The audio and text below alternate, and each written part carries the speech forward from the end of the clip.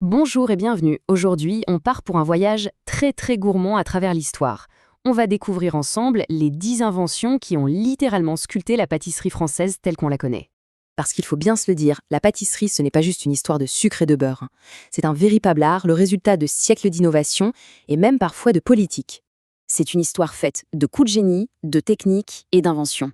Alors, allons-y, plongeons ensemble dans cette chronologie fascinante. Mais avant de parler des grands chefs-d'œuvre, il faut comprendre que tout ça, ça a commencé de manière très simple, pour ne pas dire primitive. Oui, la toute première pâtisserie, en fait, c'était une galette de céréales cuite sur une pierre chaude. On est d'accord, on est à des années-lumière de nos éclairs au chocolat, mais les bases, elles, étaient déjà là. Le premier grand bond en avant, le vrai tournant, va arriver avec l'invention de deux pâtes fondamentales qui vont absolument tout changer. Bon, regardons cette première frise. Autour de 1050, la pâte feuilletée débarque d'Orient avec les croisés. Et ça, c'est la première révolution. Sa technique, cette superposition de couches de pâte et de beurre, crée une texture à la fois aérée et croustillante, du jamais vu pour l'époque. Et puis regardez, il faudra attendre près de 5 siècles pour la suivante. Et la voici, notre deuxième révolution, la pâte à choux. Inventée en 1540 par un certain Popolini, qui n'était autre que le cuisinier de Catherine de Médicis. Une origine carrément royale pour une pâte unique qui gonfle comme par magie à la cuisson pour devenir la base d'énormément de classiques comme les profiteroles ou les éclairs.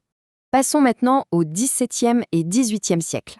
Avec ces deux pâtes incroyables comme fondation, eh bien la créativité des pâtissiers va enfin pouvoir s'exprimer pleinement. Et cette frise, elle illustre parfaitement cette explosion de créativité. En 1638, on invente les tartelettes amandines, puis en 1740, le baba est introduit en France, et en 1760, un chef du nom d'Avis va perfectionner la pâte à choux. On sent bien que tout s'accélère. Le travail d'Avicet est vraiment crucial. En créant de nouvelles formes, en perfectionnant la technique, il transforme la pâtisserie. On passe d'un simple savoir-faire à un véritable art, de plus en plus sophistiqué. Et puis, le 19e siècle arrive. Et avec lui, un homme qui va devenir une véritable légende, un architecte de la pâtisserie. Cet homme est souvent considéré comme le plus grand innovateur de tous les temps dans ce domaine. Il a codifié, il a inventé et il a élevé la pâtisserie à un niveau qui n'avait jamais été atteint. Son nom, Antonin Carême. Il n'est pas juste un pâtissier, c'est le premier chef au sens moderne du terme, une véritable star de son époque. Alors, cette diapositive montre bien l'ampleur de son héritage. C'est à lui qu'on doit, entre autres, le nougat, la meringue, le spectaculaire croque-en-bouche et le vol au vent. Il a même perfectionné la pâte feuilletée, presque 800 ans après son arrivée en France, pour en faire la base de la pâtisserie moderne. Revenons un instant à notre frise. Juste avant l'ère Carême, en 1805, le pâtissier Lorsa invente le décor au cornet. C'est cette technique qui consiste à utiliser une poche pour créer des décorations fines et précises.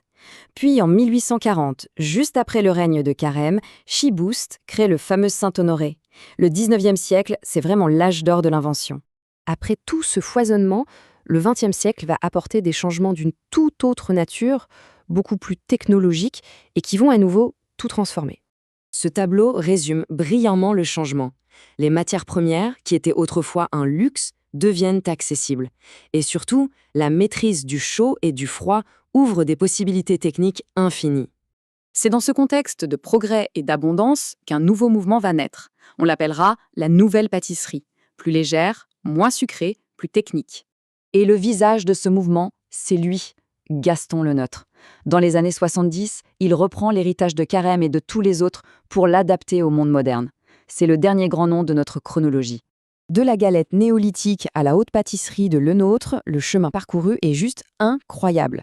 Alors, après tous ces siècles d'invention, on peut se demander quelle pourrait bien être la prochaine révolution sucrée. La question reste ouverte.